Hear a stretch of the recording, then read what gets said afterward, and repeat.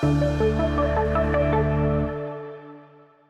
right, so our introduction to alternative investment. We said at Equilibrium Ventures, we specialize in them and how to incorporate them into your portfolio. So first, let's start with what are alternative investments. Alt is this kind of buzzword that we're hearing about, but alt is like a very large universe. And what alts are is any kind of investment really that is not stocks, bonds, or some people would say gold, anything that is not widely accessible in the public markets. And they could be a variety of risk profiles, a variety of return profiles, and a variety of liquidity profiles. But at the end of the day, they do share a characteristics of they have reduced liquidity, they have less correlation with the public markets, and they would not be listed in an exchange. Those are all the kind of, things you would normally see with an alt investment. And historically, they've been only accessible to large institutions, high net worth people, and very seasoned and experienced investors. So breaking it down into categories, what are different alts categories so you can see how different they really are. We have private equity. So, private equity, invest in private companies. Private placements can be really anything from a couple of guys doing some kind of venture to very large secondaries. We have collateralized lending, which is basically a way to generate debt. Usually you would see, people taking debt to other alt. Hedge funds, of course, need a little explanation. Itai, what might be a situation where somebody would do collateralized lending? Like what, just so that everybody can kind of envision it? Sure. So let's say somebody lending money to commercial real estate backed by the real estate, aggregating it together and giving a loan for that, where this deal could not be approved by the banks because it's not a stable deal and it needs money for the rehab. And there could be a alt fund that specializes in those situations. That makes sense. Cool. Thank you. Then you had hedge funds that on their own are a huge category. Managed futures that on their own, it's also a huge category. And real estate. So all these bucket into the alternative universe. So why are we talking about? Why is it important for our portfolio? So as we see with alternative investments, what we're getting with them is basically more diversification. So we all know diversification is a good thing. On Stock 101, they tell us, hey, buy more than just one stock and make it a basket. So instead of having a basket of just public markets, what we're doing is we're expanding our universe into more investments that are not correlated. And if you're familiar with modern portfolio theory, we're here on the x-axis, you're measuring volatility or risk, how much volatile an investment could be versus the expected returns. If you combine enough alts into your portfolio, you can actually achieve higher returns with less risk because, again, you have more uncorrelated investments. So Itai, I think that was actually really important. So would you say that this is the secret that the institutional investors understand, that if they incorporate alts into their portfolio, they're going to have less correlation and risk and even a higher return, which is like the perfect hedge? Yeah, absolutely. So we've seen large institutions being the key driver of it for decades, and they've done it very successfully. Some endowments have done it successfully, etc. So just to dive into the type of accessibility and kind of like liquidity profile that we have, at the very bottom we have our traditional investments, public markets, tangible investments, commodities, real estate, infrastructure. Some people would put gold at the bottom, but between here and there. Other investments are very hard to price, quantify, very niche, but they're still accessible. Anybody can buy art, antiques, and wine. But nonetheless, it's very hard to price and it's a very niche market. So over that as a core alternative, we have our private equity, we have direct company investments, we have the hedge funds and venture capital. So those have significantly less access. And at the end, at the top pyramid, we actually have the infrastructure deal, the large real estate deals, private debt funds, etc. So alternatives really is the same asset, but we're taking a different approach looking at it. In the equity space, equity is just basically ownership in a company. So public market equity, we have, small, mid, large, etc. We have our domestic, international. We call this diversification in the equity world. But here you have a private equity. It's another way of looking at the exact same thing. Long, short, just an example of a fund, yada, yada, fixed income. We know how you can divide income, be it treasuries, etc. We have our mezz finance, distressed debt version in the alt space. Real estate has its traded REITs, and then it has its private real estate and infrastructure deal. Itai, super quickly, because you kind of breezed past that pretty fast. Do you want to give maybe just like a quick example of like one of each of the categories? So like what might be an example of private equity, one of like the mezzanine debt, just so we can get a better sense of what it is you're talking about? Sure. So a private equity deal could be someone that just owns a chain of massage parlors, which we had somebody on the call that actually does, and that would be a private company that is a private deal. Distressed or middle market lending, mezzanine financing. We may have a real estate deal that has a bank loan or a Freddie Mac loan as its first lien and needs some money in order to do a construction project, and they get some money from as a second lien from some kind of fund in order to trigger a project. And of course, on the real side, real estate investment trusts, REITs, that's a public company that buys real estate and distributes the proceeds, where the private real estate market gives you access to different kind of deals. Cool, thank you. Not a problem. So alts have been a growing trend. As it's been reported, I give you a few examples. JP Morgan talk about a better portfolio using the alternatives. Blackstone talks about an alternative mutual fund if you want some diversification, and BlackRock as well. They're saying that alternative investments are essential. So this is basically a growing trend. But why can't you just go into the Blackstone, the Brookfield, etc.? So starting then, if you really wanted to go into one of their private funds, you need to come up with $25 million, which is usually where the institutions play. And the second thing is you're saying, well, can I just buy the stock for Blackstone or Brookfield and I will participate in the alt market by using their stocks? But we've seen a tendency that all stock in public markets tend to correlate together, especially during downturns in the market. As you see here during COVID, they're hit very similarly in the similar period of time. So even though you think you're diversified when you're having those public market companies and you're having a broad basket of companies, you're not necessarily diversified, because during market drawdowns, correlations do tend to increase. And that is very different than actually holding alternative private market deals. So a little bit about a history of the alternative space. The first hedge fund formed in 1926, first venture fund in 1946. What's interesting is this is a big breakthrough in 1973 when the Black-Scholes formula allows to pricing out of options, which create much more intricate financial models and eventually strategies. Bridgewater, Ray Dalio is 1975. 1980s see the PE form. It's interesting, Blackstone, one of the largest companies that we know in the space, it's only formed in 1985. So they've grown quite a bit in such a short period of time. And when we talk about how big they have like 600 billion under management. So we're talking like 30 years, they've gotten to the size of some of the biggest banks in the world. Right, 100%. So a lot of the alt space was a reaction to some kind of event.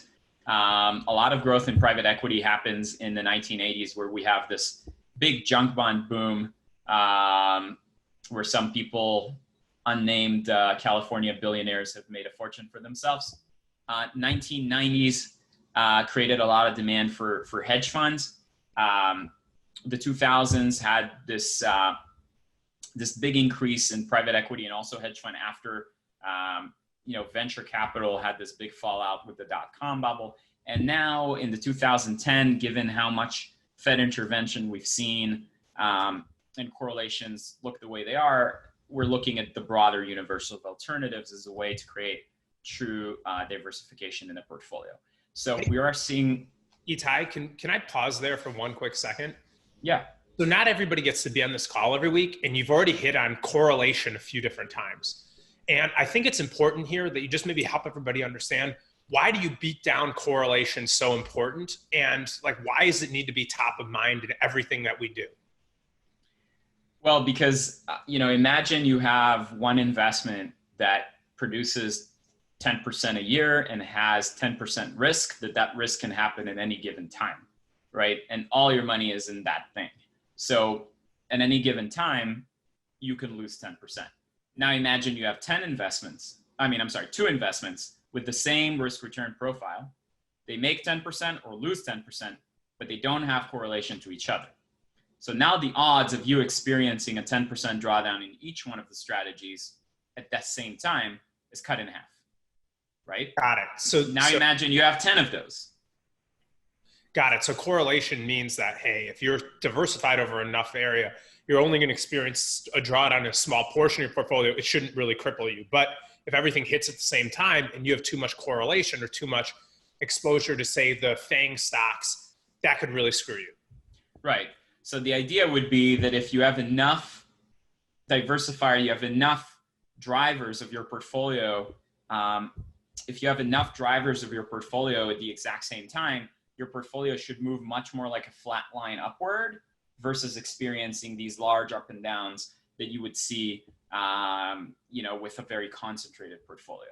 So if you find enough return drivers, enough strategies that each of them has that, I can make you 15 or 20% on this strategy, but this is not correlated to something else, then you're in a much better place because you can achieve the same return, but experience a lot less volatility and risk in the intermediate. Got it. Thank you. For sure. So we're seeing the growth in the space. What's interesting to see is that hedge funds account for here, it looks like closer to 1/3 of all the funds, where private equity is a big chunk in the middle. Real estate is pretty small and venture capital is tiny, almost unseen. But as far as assets go, hedge fund definitely control the majority of the assets, private equity a lot less, real estate even less, and venture capital even less. So hedge funds still dominate the alt space. And surprisingly, alternative investments have a massive impact on both the economy and on capital markets, much more than people believe. Capital markets wise, hedge funds today account for 40% of all trades that take place in the global markets. And that creates liquidity. That enables people to buy and sell when they want, because hedge funds would make trades based on their parameters, and they would do it in times that other investors won't. It helps with innovation. A lot of capital would look for very long-term return. When they build a toll road or something like that, then that gives capital for long-term projects. They will also invest in things that are very risky with a small portion of their capital, like for example, seeder funds or things like that, because they're looking for really high return situations. And as a result of all these massive volumes, we're in a zero transaction cost universe. It also had the massive economic impact. 22% of US GDP can be traced to companies that at some point in their life were venture backed. It's crazy. And that provides innovation, and that really drives our economy. So when you're talking about this alt space, without it, our entire structure and economic progress would be a lot less than it is today. So this is where we got to give a shout out to our buddies, Chris Deutsch and Joe Perla, the venture guys who are making deals, getting those next IPOing companies funded in the early days. Yeah, absolutely. Thanks.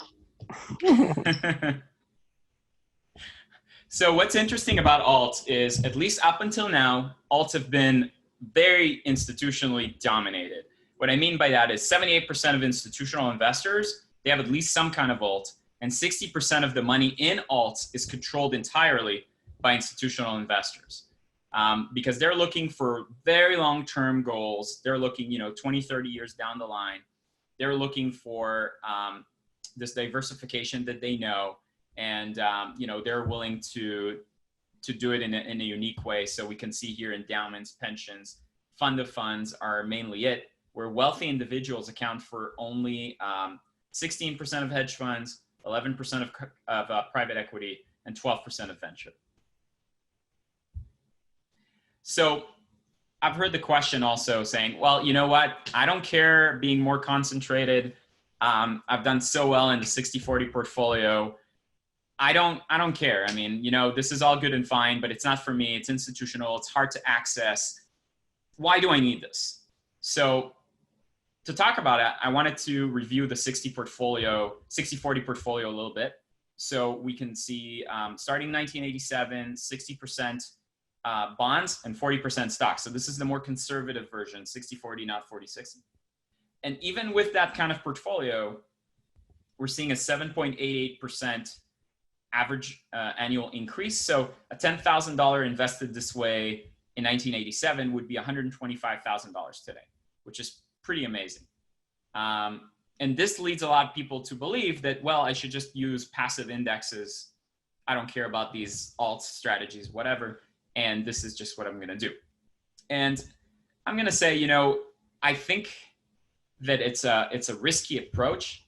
And it's a risky approach because what has driven the 60-40 portfolio so well in the past 35 years, almost 40 years, is that we've been in a continuous decline in interest rates starting in the early 1980s. So here in 1980, we can see that rates were nearly 16% for the 10-year note.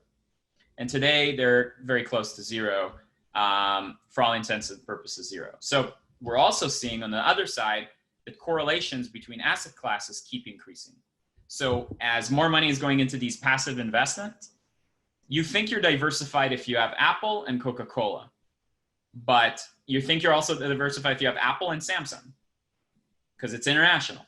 That's what they tell you. International is another asset class, but it's not, because what we're seeing is when the markets sell off, everything sells off together, and the correlations between all these investments is approaching one, and it's increased as time goes by.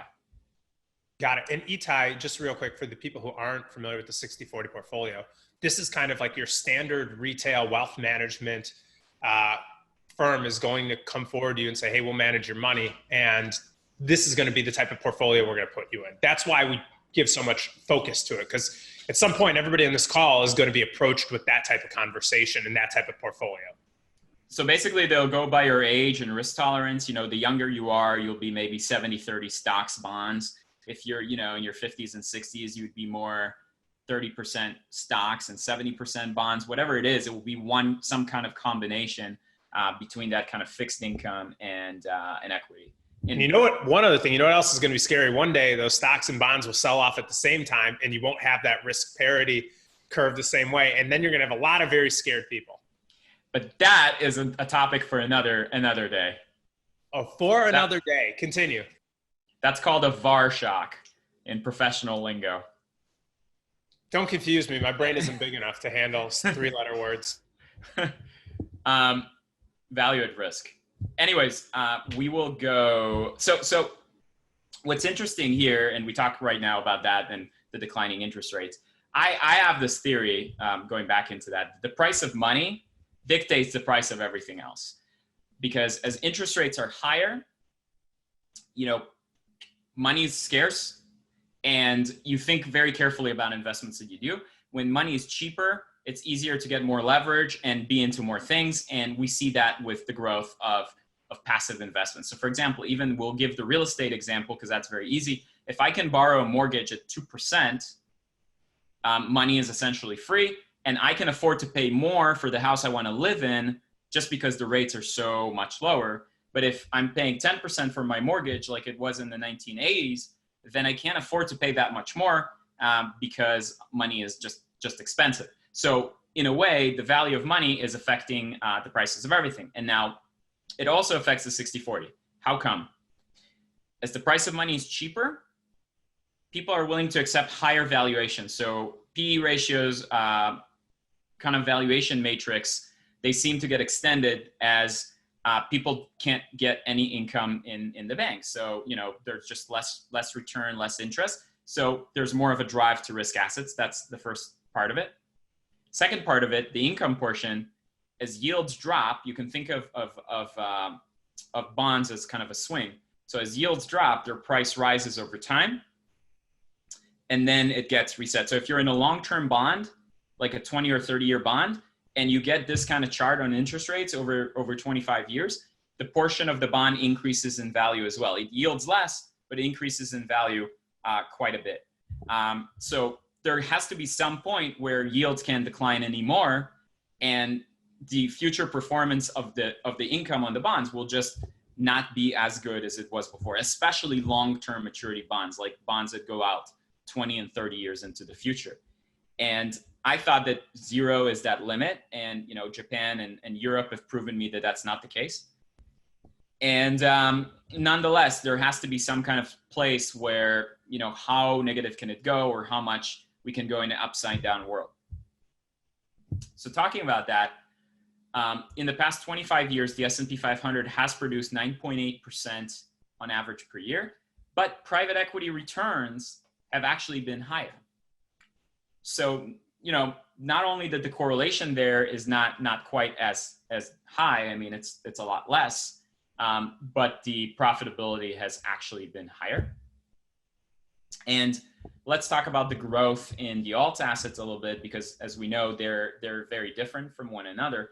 Hedge funds are actually expected to drop as far as their assets, which currently is the largest group. And the biggest increase is expected in real estate. Now, that makes total sense when we're looking at it in the time frame, in the frame of the interest rates, right? Because if yields are now going to 0, what do people want? They want something that pays them a dividend. They want something that pays them, because they can't get paid income from bonds or from their checking accounts or saving accounts or CDs elsewhere. So they're going into real estate. And other things like PE and securitized assets and some other kinds of debt funds, which allow people to get a return that's cash flowing, because the world is short cash flowing investments. So why do hedge funds are seeing a decline? Hedge funds is a very, very intricate thing. And there's many, many different types of strategies, from market neutral to long short equity or what have you. But what makes them all similar is that they're all attempting some kind of edge to beat the market. And they're trying to do some kind of unique strategy. And in a world where we talked about the passive investing and what happens with passive investing, it's incredibly difficult. So I want to talk a little bit about the growth of passive investments. This is the growth in the ETF space. And Itai, after you talk about some of these, can we also take a few questions? Yeah, absolutely. Talk about this. Okay, cool. Keep going. This is absolutely. So we're seeing this massive growth in the ETF world. And since 2009, we've seen $2 trillion taken out of active strategies, and $2.5 trillion added to passive strategies. Again, this is your vanguards. This is things like that just track the market very passively. And that's why we're seeing that today 5 stocks account for such a large portion of the S&P 500, because the passive discriminate for size and liquidity. So some of those hedge fund strategies are very value oriented and fundamental oriented. And you can have a company that has an incredible price to earnings ratio, incredible profitability ratios. But if it's not in one of those ETFs and vanguards, because the passive industry is growing so much, it's not going to go up, because it's not going to attract enough liquidity and investors in order to rise in value. So that creates a big trap for some of those strategies if they deal with the public market. And however, on a private equity type of situation where you don't need to go to the public market, you can still make a lot of money with that style of investing. Itai, what type of premium might a company like a Microsoft get just by being able to be in the basket of these companies in the Vanguard fund? Oh, it's tremendous. It's unbelievable. I mean, you can compare some of those price to earnings ratio and look at people at companies that are in the in the Vanguard universe and those that are not, and you would just see this massive liquidity premium that varies, but it could be 10x or more. Got it. So I'm sorry. I was gonna say, do you want to answer some questions, or do you want to just finish your slide and then go into it? Yeah, let me finish the slide and then we'll open it up to all kinds of questions. Cool. So just to basically finish that point over that value, you can see the value versus growth. So value companies that offer some kind of value versus companies that are growing faster, going all the way from the 1940s all the way to the financial crisis in 2008. Those oscillated more or less in this range. And right now we've opened the gap where value is underperformed by 40% versus growth. And that gap is quite large and it doesn't look like it's closing. And I believe a lot of it has to do with the rise of passive investments. And as it relates to that, that's why I believe that the way to engage in profitable companies today would be through private equity versus through the public markets. And to finish it, again, my theory was everything is related with the price of money because everything is derived through the price of money. And when money is cheap, people don't mind buying everything. So it's become very difficult for active managers to outperform the indexes in a low interest rate environment. So I found this chart, which was pretty interesting to see, that in the dark blue, we can see the alpha or the excess performance of active managers versus the 10-year treasury or the interest rate environment. So in periods of higher rates, active managers have outperformed drastically the active indexes, but in falling interest rates, they have not. And their performance has been incredibly correlated with the interest rate environment. But wouldn't this just tell you that, like, hey, if we're expecting a low interest rate environment for the foreseeable future, that we should still expect the outperformance of the Vanguard and the passive funds over the active manager? Yeah, it could very well be, but then it means that, you know, if you wanted to engage in strategies that buy value companies at a good multiple and increase the valuation, kind of like the Benjamin Graham kind of strategy, you would probably be better off in the private market versus in the public market. That makes total sense. All right, let me open it up to all questions. Earlier, you were talking about other kind of like collectibles as an alternative. Will you replay where you talk about your friend in NBA rookie card or NBA cards? Yeah, I think this is a Tory question. Tory, you got a buddy who buys cards, right? Yeah, his whole portfolio. Well, he's also launching a company in the space, but yeah, he actually just made headlines on ESPN for the most expensive card purchase ever. I think it was like 1.5 million for a LeBron card. Yeah. And what's his thought process behind why he's placing such a big bet on that? Yeah, so he understands that he's a former trader. You know, he was in banking, and although he's now a tech founder, but he understands the market really well. And basically, he sees just massive arbitrage opportunities on a lot of these cards because like the popularity of the sport's been growing. He's familiar with all the trading venues. And then he also, a lot of times he'll have an edge because he'll know specific buyers who are, you know, have certain preferences, for example, or certain syndicates, or like he almost always has an edge. Like I can tell you, having spoken with him, like he's able to make trades that like on the surface look very risky. But it's really just comes from him having a little bit of an information edge. And he's trying to actually, I think he's planning to build a marketplace around cards, for example, but there's already a couple that exist, like Rally Road and Otis and a few others. How many Kobe cards did he have when the unfortunate so stuff happened? that was a big part of what he did, was he was able to corner the market on like the most valuable cards around certain players so that he could then set the market rate on those cards, because he knew, for example, like if one buyer would pay one price, he knew that there was another buyer who would be willing, just by default, would pay more than the previous buyer for the rest of his like stock, for example, of those Kobe cards, because he could just very easily corner different aspects of the market. Got it. So he's using his own advantages to make money in excess return, like a lot of the people here are doing in a bunch of other areas. Yeah. I mean, but it's still, it's confusing because it's like, why in God's name would someone pay $1.5 million for a single card? It might seem like confusing on the surface, but it's like, he deeply understands the markets and the buyers and the price that dictate the value of those cards. I don't obviously mess with any of that shit. I think you have to be really careful. But I mean, look, people do irrational things. Yeah, like the economics of superstars, Rosen, right? Like, those really skewed markets can get really crazy, Like that's why Stradivarius violence can go into like hundreds of millions of dollars, and Well, exactly. And I mean, his point was the second that article was written saying that that's now the most valuable basketball card in the world because he had paid the largest amount, he instantly got offers for twice what he paid because that card is now famous for the sake of being famous. Yep. And he kind of knew that would happen. So he's very smart with how he plays and manipulates the markets around like specific players and specific cards, and he'll ride trends of like popularity of different cards and players. And so I think it's a really interesting game to play for sure. Yeah, Renard or something, right?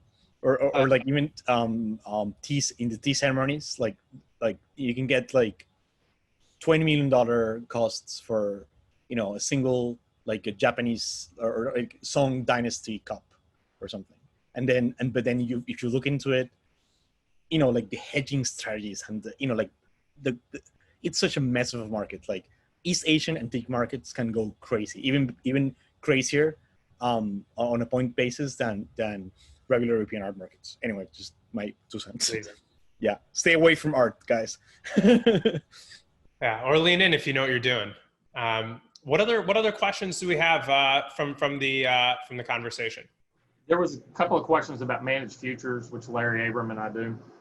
Cool. You guys want to take it? You want to tell everybody what they are? Let Larry do that. He's been going to Toastmasters. I want to give him a chance. Larry. All right. By the way, guys, our before you start, let me just interrupt you for 1 second. But our goal is to turn this, if this is liked, into a series, which we can break each one of the categories that we talked about today to its own call, and we can get guest speakers to basically talk about that asset class and give the whole spiel and headlight about what is it and what do you guys do. So just think about that when you're talking, and I'd love to have you talk on that one as well. All right. So anyway, I feel like the kid in 8th grade math class because, full disclosure, if you notice, I went to my stock photo because I was talking to my son for a second, and I totally missed everything until I heard Larry. So what am I talking about? Managed futures. What are they? Oh, easy enough. In 60 seconds or less. I can do that. So the idea of managed futures, it's a lot like a hedge fund in that it is an alternative investment, but it does in fact deal with regulated futures and options on futures. So the real designation, and the reason for the designation, is it's an entirely different regulator. It's all regulated by the SEC and the NFA as opposed to the SEC. Or CTFC and NFA rather than the SEC. So of course there are futures products, which typically a lot of people think of as commodities, but now they're futures products in just about everything, and a lot of financial products as well. The beauty of creating managed futures programs in let's call it a hedge fund type of environment, is that you really do get that massive non-correlation because, well, there's not necessarily a lot of correlation between lean hogs and gold, or gold and cotton and things like that. So you're able to create strategies that really do have a lot of non-correlation with one another. I think that's really it in a nutshell. Rob, how do you do on a scale of 1 to 10? At 57 seconds, the Toastmasters would give him a little gold star for the night. There you go. I get a badge.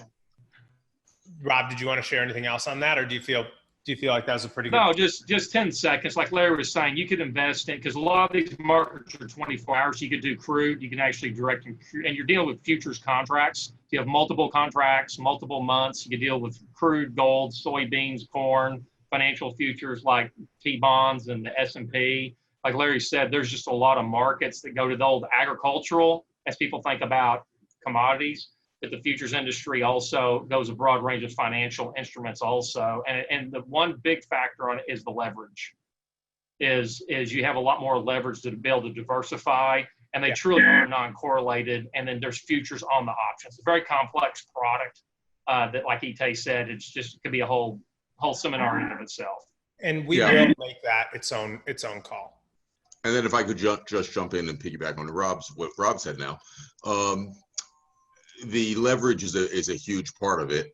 And part of the other or another huge aspect is the ease of trading both from the long and the short side. There are a lot of, there's some implications in trading stocks, for instance, from the short side and so forth. And as Equi said, even if you're trading stocks on the short side, again, most stocks are correlated to one another. It's easy to trade from the long and the short side in the futures, and you do get that incredible leverage, which of course is a two-edged sword. It's a blessing and a curse. You've got to be able to manage your risk very well. But if you can, then you have a lot of advantages. And then there's some tax implications as well, which can be pros and cons, and we can get into that at some point if you guys want to. Yeah, we can get. I would say we'll save that for another call. Yep. Equi, one of the other comments I believe was in a low interest rate environment. We were talking about what's the implications of a rise in interest rate on the bonds. And why could that be so dangerous? Could you speak to that real quick? Yeah. So and then let Tory go. So you just make it quick. Yeah, I'm gonna make it very quick. Bonds trade like a swing. Basically, for bonds that are longer. Well, for all bonds, but more effectively for bonds that are longer in duration. Imagine like a 10-year bond. If it starts like this and price is on one side and yield is on the other side, the higher the yield or the price for it to reach par, kind of like the end of its life. So, and vice versa. If yields go compressed, then the price goes up to accommodate for that. So, the most basic math would be a 10-year bond, a 1% increase in yield should result more or less in a 10% loss on a treasury, as an example. A 30-year bond could be a 30-year loss. So it's not necessarily correct. It could be very, very similar, but the point is like when you have very low yields, a 0% world, a big rise in interest rate is a massive, massive, massive risk that I think is not talked about very much. I think it's actually a much bigger risk than a stock market meltdown because the bond market is just so much bigger. Cool. I'm going to interrupt right there. I want to get on to the next because I know we've actually gone a little bit overboard, and I want to make sure that Tory gets to chat. So real quick, everybody, I'm going to introduce you to Tory. Tory's awesome. He's not only a good friend, but he's a two-time Fintech entrepreneur. He's built some really cool companies. He's going to help us get a primer on basically Fintech innovation and kind of like what's driving it. So it's going to be important for you because you learn about how that goes. You're going to figure out how to capitalize on it. You'll be able to make some more money on it. So Tory, would love for you to just quickly introduce yourself. Equi, make him the host, and then let's let Tory hop right into it. Yeah, he's good to go. Hey guys. So I want to call out, I know we're going to go a little bit over. It's looking like I was supposed to have, I think like 20 or 25 minutes, but I know we only have 10 minutes. No problem. Hey man, no problem. People can leave when they need. You guys tell me because do it as is. Everybody knows that these calls go a little longer than an hour, and if they want to peace out, they can. But okay. I think anybody here will want to hear this call. Cool. So sorry we had Larry talk. So it's no, I enjoy it. Look, my promise to you guys is when I was building this, I'm trying to make it as useful and valuable to you guys, the audience, as possible. So. Again, the goals here is I'm going to talk a little bit about Fintech, and I'm going to do it the way my dad taught me. And the way my dad taught me is you got to first tell everybody what you're going to tell them, then you got to tell them, and then tell them what you told them. And so my goals here, right? I'm going to try and make you smarter. So I want to distill a lot of my hard-earned Fintech knowledge, stick it into your head so you can have some interesting dinner conversation and actually understand. Well, first off, is innovation occurring in financial services? And then what's driving it? And then I want to see in some small way if I can help make you a little bit richer. So how can you capitalize on fintech innovation? If I can accomplish those goals, then I feel like this will be a good chat. So diving into it, I won't bore you guys with my background because like we can save that for questions or time afterwards. I want to get right into the content. But to answer this very first question, which is there innovation occurring in financial services? The most honest answer I can give you is yes, but only sort of. And I'll explain why there's that caveat in a second. So if you were to look at the numbers, it's like there's no question in anybody's mind that fintech is an extraordinarily hot sector. This is showing the financing volume by year over the past decade. And as you can see, from 5 billion in 2010 to now, we're averaging almost 50 billion per year in financing. At least the venture community seems to have decided that fintech is a hot place to be. It's worth noting that Ant Financial accounted for 14 billion of the 53 billion we saw in 2018. Ant Financial, of course, being they're a fintech company in China, just seeing massive growth. They're a spin out of Alibaba, and it's an unbelievable company. But just as the volume is increasing, the number is also increasing. So that's very important. Again, I look at these as like lagging indicators because, the way you can think about it is like, these are the number of startups that are getting financed or number of financing transactions taking place, but also the number of transactions like net are increasing because companies are staying private longer and longer. You have companies that, they might stay private for 10 rounds of financing. So you might see a single company represented 10 times here. You also might see certain companies that do both a combination of equity financing and debt financing. And so those would both count as transactions. But net, if you look at the numbers, it would be very easy to conclude, wow, there's clearly like a pretty explosive trend taking place. If we went from 400, financing transactions in 2010 to we're now approaching, almost midway through 2020, and it's looking like we're going to have, we could almost approach 2,000 financing transactions in financial technology. And Tory, one quick thing too, what you said about these leading indicators is that Equi in his last slide, 22% of GDP comes from companies that received venture funding. And you're now showing this graph of this acceleration of new companies coming in, massive amounts of new capital. Like this is all going to lead to public markets down the line. Yeah, I actually think financing is a lagging indicator. So you might think it's a leading indicator, but the reason I think it's lagging is because in terms of like the value actually being delivered, you're going to look at all these transactions and it's like a lot of them are necessary to get a company to a point where it's actually either public or profitable or sustainable, or actually nowadays, like we just saw Lemonade, which would technically be, fall under the category of fintech. Lemonade went public and is wildly unprofitable. But these financing are a good kind of, it's a lagging indicator that like there's a lot of money pouring in the space, that there's a lot of innovation happening and the money is chasing that. You could argue it's leading it, but I'll get to why I believe it to be the opposite. Go for it. But anyways, like I said, there's clearly a Cambrian explosion happening in terms of just the sheer number of companies. The categories are all over the map. Everything from, regulatory and compliance tech, core banking infrastructure, mobile wallets, credit scores, lending marketplaces. It goes on and on and on. I could tell you like this market map 10 years ago would have had one box in it. I mean, that's the truth. Like there was very little happening in the space. And so there's definitely innovation, but my biggest caveat for why I say sort of is not that there isn't a huge number of new entrepreneurs coming into space, a lot of new ideas. It's that I say like, it's worth having a high bar for what we consider innovation.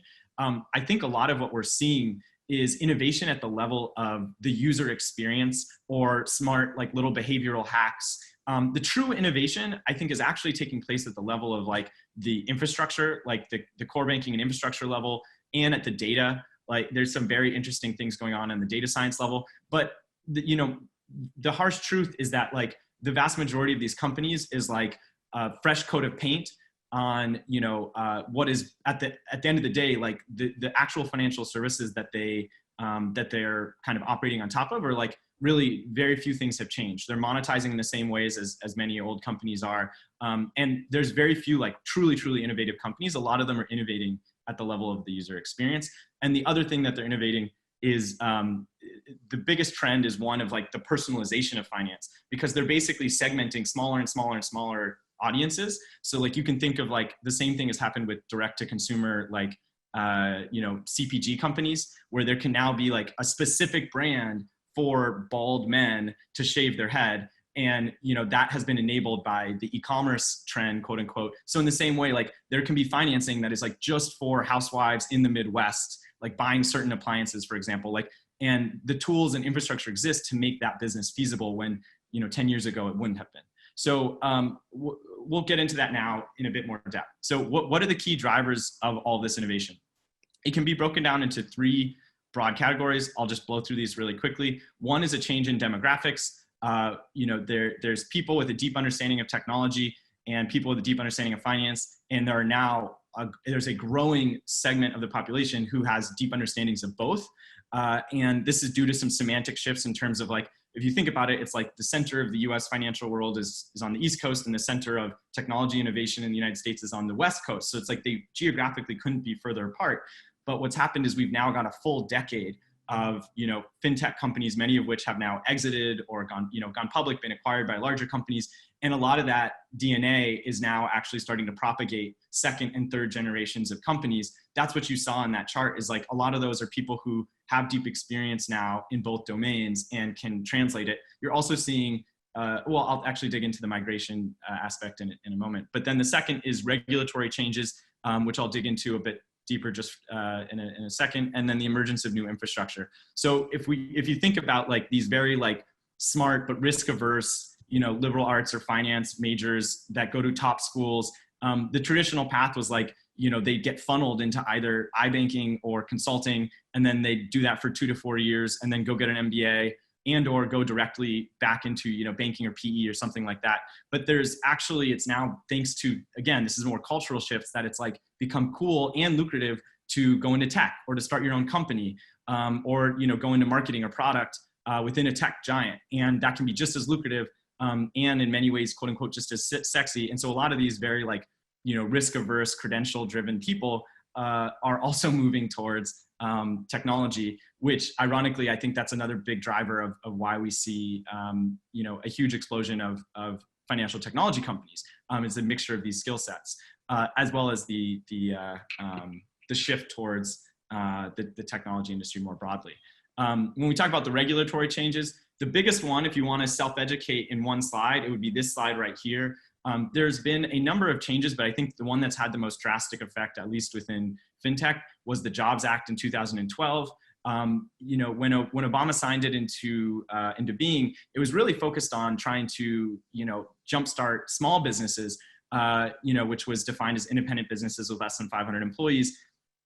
And small businesses comprise by number 99% of all firms in the country, 63% of new jobs, and 48% of private sector employees, which are really staggering numbers. And those are also the ones who are disproportionately being hit by COVID right now. It's worth noting.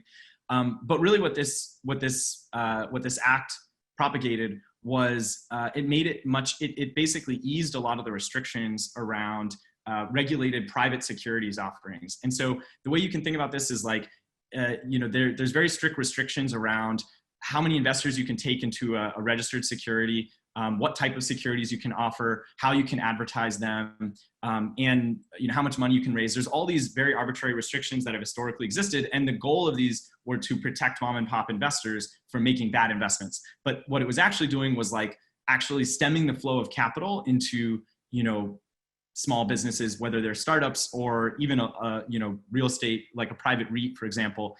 The way that this has actually trickled into innovation, or at least in the technology sector, is that this law allowed the massive explosion we've seen in like crowdfunding, for example, like websites like AngelList, websites like Equity Multiple Cadre, which I'll touch on in a little bit. None of those could exist if not for this law. This also, interestingly enough, was the same loophole, quote unquote, that all of the ICOs of the crypto boom were using, not all, but the ones who were actually being compliant. They were fundraising under the provisions that were created by the Jobs Act in 2012. So a lot of crypto we can also we owe to these changes. So Tory, are you saying that this is kind of what's allowing the democratization of some of these alts right now, is the fact that the Jobs Act exists and now it's not just institutions that can access these classes, but the people who have less than 25 million in investable assets to kind of start digging in? Yeah, it's definitely for a large segment of fintech, especially the ones that I think are most relevant to, like, for example, the people on this call. If not for this act and hopefully future legislation, you know, a lot of the quote unquote innovation would be impossible, because at the end of the day, you know, financial services and financial technology is a super regulated space, just like healthcare, where, you know, you need an enormous amount of capital and licensing and regulatory oversight to bring a solution to market. But fortunately, that barrier has been getting reduced over time. And that's why we've seen a concurrent increase in the number of firms that are developing in the space and what's possible. So there's still a lot of room for improvement. Like, we still have a ton of like arbitrary restraints that I believe need to be relaxed to really allow, you know, mom and pop quote unquote retail investors to truly be served. But that can be for Q&A later. The last one I just want to touch on was, I talked about how infrastructure was the other major enabler or catalyst in the explosion of fintech companies in the space. So what I mean by that is, simply put, I mean, this screen, you can soak it up maybe afterwards another time, but suffice it to say, it was a lot of the, all the kind of component elements of, for example, like a bank or a brokerage company or a lending company. They've all been atomized and turned into services, so that you as a entrepreneur or engineer can now actually go and take the various pieces. So for example, like money movement, or even regulatory, you know, like verifying your customers, you know, basically verifying that your customers are legitimate, or KYC. A lot of these services have all been turned into their own startups that are basically providing just one aspect of what it takes to, for example, offer a full financial service in the market. So now you can take all these puzzle pieces together and create a novel user experience, which is why innovation is taking place at the level of the user experience, is because the building blocks are now in place, where a team as small as 5 people or 10 people can start a brokerage. A team as small as 5 or 10 people, like a full service, like digital brokerage, or 5 or 10 people can start a full service bank. It's really not that hard anymore if you really know what you're doing. And so that vast reduction in the barrier to entry means that, like, you can think of any sort of niche bank or niche, you know, brokerage, or I'm using those as examples, but, you know, lending, the same thing applies to lending. You can have a 5-person lending company now because everything's available as a service. So now we've answered these first questions, which is like, is there innovation occurring? Yes, sort of. What are the key drivers? It's demographic shifts, regulatory changes, and emergence of new infrastructure. But now, how can it make you richer? Because, like, all of that I think is well and good. It's interesting, but again, if you're not in fintech, most of it is irrelevant. So what is it? Where does the rubber actually hit the road? And I think for the people on this call and for for the average investor, it's all about the alts. You know, diversification, baby. So like, with a few exceptions, that's my asterisk there. So what I mean by that is, you know, the reason why this presentation I think played well into what they were talking about earlier, they being, you know, Equi and Jeremy, is that, you know, when you look at the benefit of alternative assets in a portfolio, this is from quoting from BlackRock here. If you look at all these different portfolio blends, ranging from a very, you know, conservative 30-70 equity fixed income portfolio on the left, all the way to a, you know, more aggressive 70-30 equity to fixed income portfolio on the right, when you add alts to the mix, you basically reduce your risk and increase your average return. And again, I think Equi did a great job of touching on like why that is the case. But the thing that matters, and I've been teaching financial literacy classes for 7 years now. And so I've like dealt with just kind of the boring aspects of like managing someone's individual finances, is that for you as an individual investor, it is very, very difficult to actually execute on, you know, let's say you buy the premise, yeah, I want a 60, 25, 15 portfolio. Well, to get the 60 equity, yes, never been easier. Go buy a couple of Vanguard funds, very easy. You want to get the fixed income, same thing, some Vanguard funds, very easy to do. But if you want to get those alternatives, where do you do it? And this is where the fintech innovation has really stepped up to the bat. Although again, almost every company in the space, what I'll show you is they've primarily taken the shape of marketplaces or direct to consumer offerings. And so what I mean by that is like a lot of what you're seeing here is like on the left, you'll notice this mirrors the categories that Itai was talking about earlier. There's access to private equity and hedge funds, access to private companies, access to real estate. So these are all categories like we talked about earlier.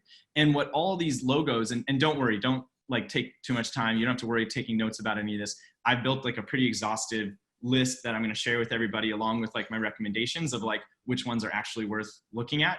But the net why this is important is that, you know, if I told you previously, hey, go set up a very aggressive 90-10 portfolio, but I want you to actually also set aside actually make it like 80-10-10 and hold 10% in alternatives, it would have been very hard for you to say, okay, I'll go find 10% to put in alternatives, because there wasn't actually a way for you to access those investments without like doing a ton of research, trying to find like a local real estate fund manager and then convincing them to take your money. And oftentimes they wouldn't, because you're either, you wouldn't meet their minimums or, whatever the arbitrary reason might be. But now these websites basically provide a way for you to, they all go direct to consumer so that you can invest and allocate a portion of your portfolio to these other categories. Whether it's venture via AngelList or through AngelList syndicates, or Forge, which allows you to get secondary market shares like an Airbnb or Stripe, for example. Or on the right-hand side, you're talking about real estate. Cadre has a mixture of commercial and retail and multifamily. Fundrise is like a private REIT that's just very accessible and digitally delivered. Equity Multiple is also a marketplace for real estate investments. So you can kind of see that the message I'm trying to send here is that like the quote unquote innovation is happening at the level of like how these deals are being distributed and how you can then execute on what I believe to be a more optimal portfolio strategy than just your traditional passive, even if you think you're diversified because you're holding global and domestic equities or global and domestic fixed income, you're really not that diversified. Correlation has never been higher. You've heard it all before. Thankfully, technology stepped in. There's a number of great marketplaces. Tory, can I put a shameless plug in real quick? Yeah, please go ahead. Yeah, and so on this diversified alts type of approach, that's something that we're actually building out an offering for here at EQV, and it's a little different than all of this. And the whole point would be to get a diversified holdings of alts. So if that ever interests anybody, just hit any of us up. Yeah. We can share with you a little bit more, but we are literally behind it 100% with our own money and putting a lot to work and making some nice returns. Yeah, and it actually brings up a really good point, which is one of the biggest problems that we're facing. And I mean like investors, and like I think about this at the level of like the individual here, is that there's a misalignment of incentives between advisors and their clients, like financial advisors and their clients, because the typical financial advisor operates on top of a wirehouse and they get paid in an AUM model. And the challenge is that like it does take quite a bit of elbow grease and a lot of prior knowledge to like evaluate, for example, a multifamily real estate deal or a mezzanine debt deal or a private company deal. And it's typically knowledge that your average financial advisor A, does not have, and then B, they might not get paid on it because you're going to take money out of their managed portfolio to put it into one of those deals. So there creates this perverse incentive where they want to just kind of convince you like, no, just stay in the ETFs that I recommended. And they also like want to keep earning their fee. So they want to convince you that it's like, oh no, this is great, it's fully diversified, et cetera. And so even though there's like been a big push, and I've been trying to understand like, where's the education gap? Because there is both an education gap and an incentive gap. Which is something I've been thinking about, like, there's got to be ways to solve those problems. But the good thing is that like you've never been more empowered as an investor to kind of take your portfolio into your own hands. And so that's kind of the message I would like to leave everybody with ideally, is that like, you've got more tools than ever before to set yourself up with a great portfolio. Or like Jeremy said, shameless pitch or shameless plug is like, find an advisor who buys into the overall thesis and can get you into the best deals and evaluate them, and you trust that they're going to do a good job of that. The last thing I'll talk about here is the exceptions to what I said, which again, what I was saying is that alt investing is that's where the real, where you're going to make money with all the innovation happening in fintech. because again, all those other areas like infrastructure as a service, like you're going to benefit through better services being offered to you as an individual. And so I'll talk about that just super briefly. That's the kind of quote on exception to the rule. So cheaper money movement, my last company, we were moving something like $8 billion per month. And that was due to a lot of, innovations we were taking advantage of relating to public blockchains. And so, we see the movement of money going towards zero. That's fantastic. Like less middlemen, less fees, free trading. If you're not using a brokerage that offers free trading, what are you doing? Free portfolio management tools. There's quite a few really fantastic ones. Again, I will lay out my recommendations in all of these space in the document that I'll share with everybody afterwards. Free budgeting and personal financial management tools. That's really fantastic. Like we live in an age where we've got the best tools ever to manage your own finances, more affordable lines of credit and more of them, which is really fantastic. And of course, crypto, which is a whole beast unto itself, as we covered on the last call. And the last thing I'll say, because I actually had been hoping to make one more shameless plug, because it's not on this slide, but it is in my handout, is that Nelson, who I believe is on the call, is the CEO of a company called Cadence, and they fall into a category of companies that has basically, they're democratizing access to short-term, basically securitized short-term credit. Fucking awesome product. I'm signed up myself. I'm a believer. We might have him on a future call, but it's an example of like, this is an example of like you as an individual investor would never have an opportunity to invest in, securitized short-term credit that's like well underwritten and well structured. But like Cadence, his company, is doing an amazing job of that. And so that's what I mean is like a lot of innovations happening at the level of like, how do we package these offers in a way that's accessible to quote unquote, the retail investor, or not even, by the way, retail, I'm considering people with like even 1 to 5 million or 5 to 10 million in this case as retail. Because unfortunately, like, unless you're an institutional investor, you're not getting in like the best Blackstone funds. You're not getting in the private BlackRock funds. You're not getting in the Brookfield funds. It's just not happening. Tory, So, because you called it out for Nelson, I think this would be a cool time to get a quick elevator pitch from him to just understand what it is, given the fact that, he's kind of on the cutting edge of one of these type of managers. You cool with that? Nelson, step up, baby. Let's do it, Yeah, Nelson! I'm cool with that. Thanks for having me on, and Tory, thanks for introducing me to this group. So nice to meet all you guys, and it was a really nice shout out. So we are basically carving out our niche on that sheet that Tory showed you, and we're providing essentially ultra short duration and short duration high yield-ish credit opportunities, ranging from small business lending to factored receivables to Mexican, Colombian, emerging market consumer credit. It's a wide mix here, right? So it's all done in a way that's structured so that you as an investor can get access to 1 month, 3 months, 6 months, 9 month investment opportunities, all in the range of, call it 8 to 15%, depending on the return, and depending on the type of asset rather. And so this is our way of providing and giving those fintech lenders that you saw on those diagrams the ability to kind of grow on their terms. We're a lot more flexible, a lot cheaper, a lot more aligned when it comes to incentives for these lenders to get to that next level, which is really the institutional level. And so we provide them the capital through call it retail accredited investor audience that gives them the ability to now get to a point and a size of the book that they can actually grow to the institutional markets where we can help them as well.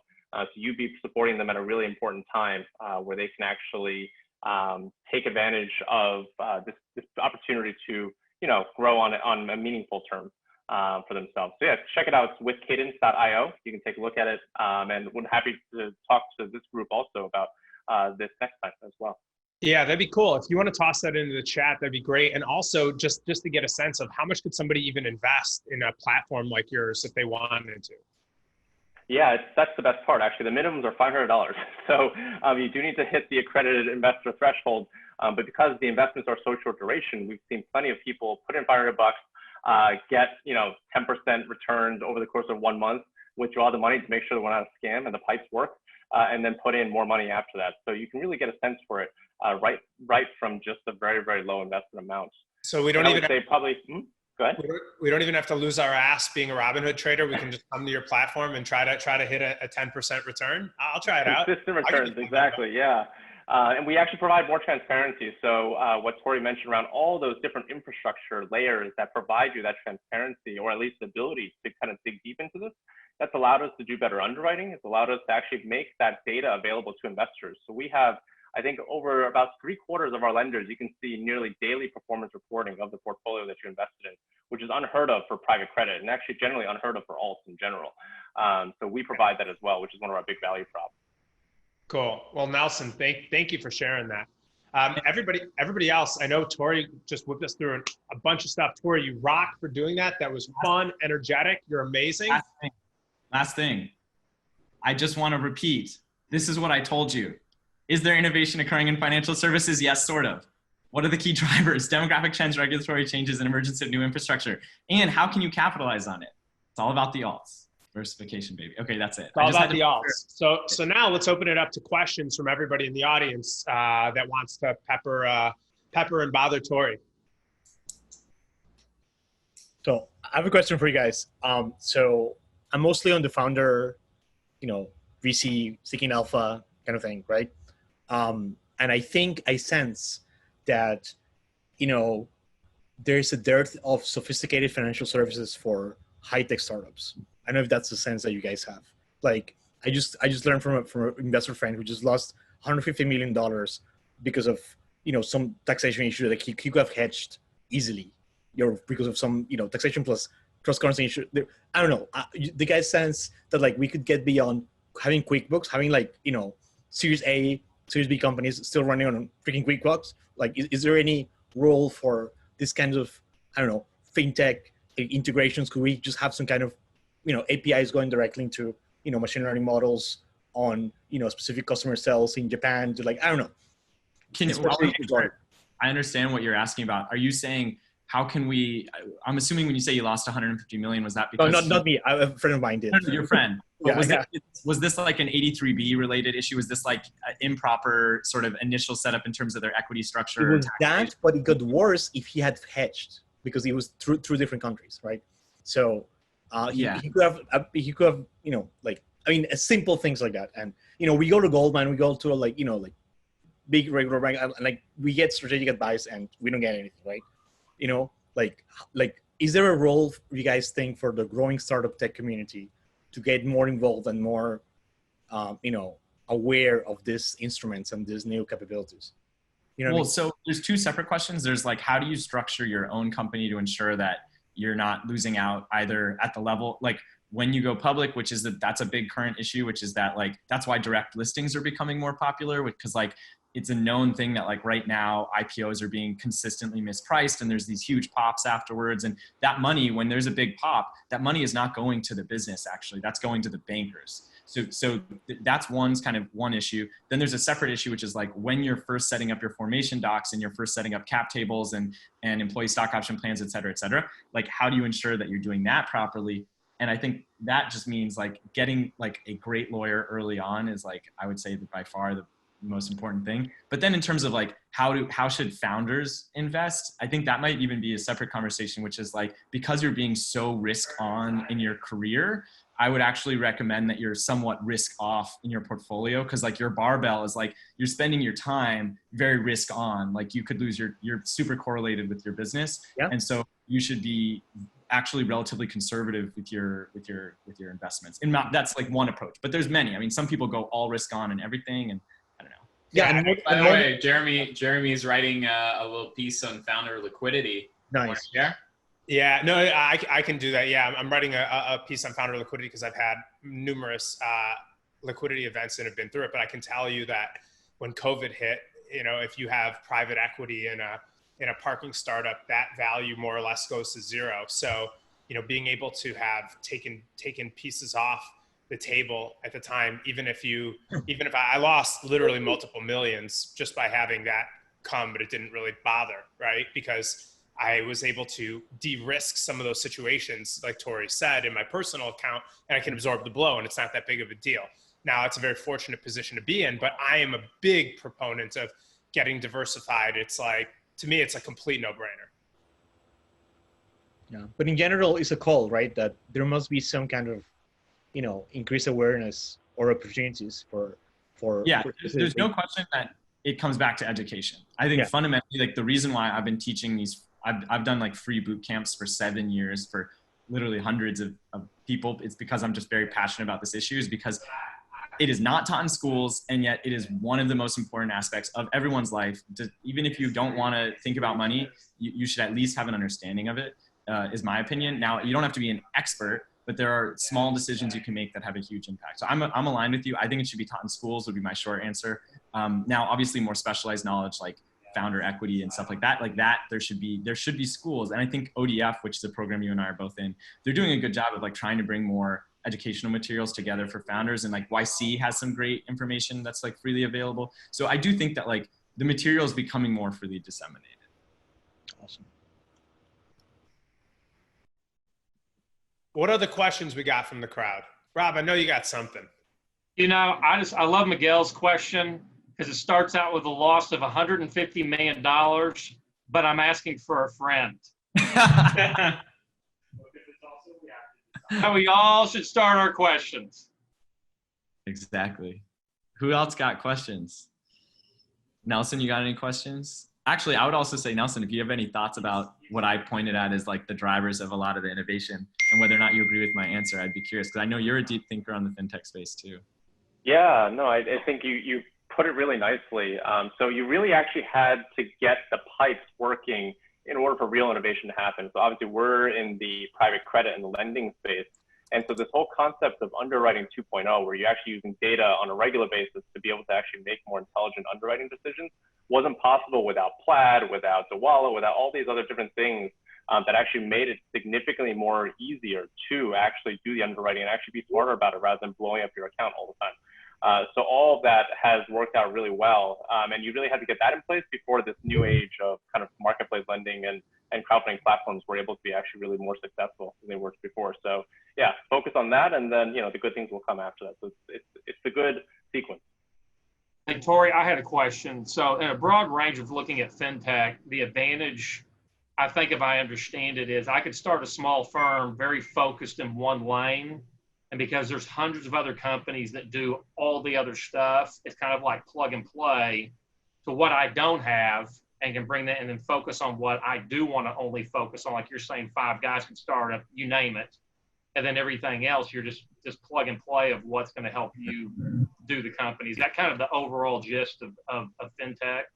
Well, for consumer fintech, yes. I will say that there's a big difference. So B2B fintech, there's a lot of B2B fintech is surrounding like taking like this is kind of true to almost every industry, which is like taking like paper-based or largely Excel-based processes and then automating them, and like that's almost like half the fintech innovation. And then also like, I think a lot of the infrastructure is enabling all of these use cases, both in B2B and consumer. But what you just spelled out, which is like, literally five people in their early 20s, and then this is a real company I'm thinking of right now, can go and launch like a debit product, or 10 people in their 20s and 30s can go launch an entire digital brokerage, that can service tens of thousands of customers. These are real examples I'm talking about.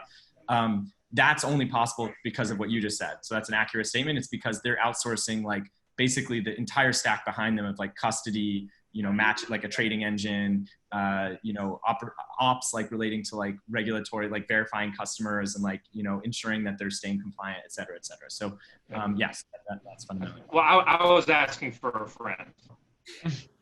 Perfect.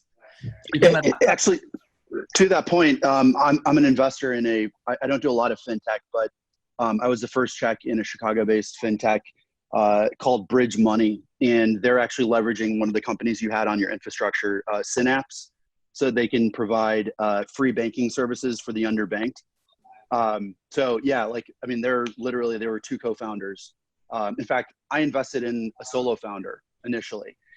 So the level that it feels a lot like, 20 some years ago, we raised like $40 million to build an e-commerce platform. You needed EMC servers. We had to build a NOC. Today, it's like AWS meets, like 4 or 5 different things. It's like, I can spin that up in 2 weeks. It's crazy. So it feels like that sort of come now to the fintech world. But Bridge Money is a really cool one if anybody's interested also in like social impact.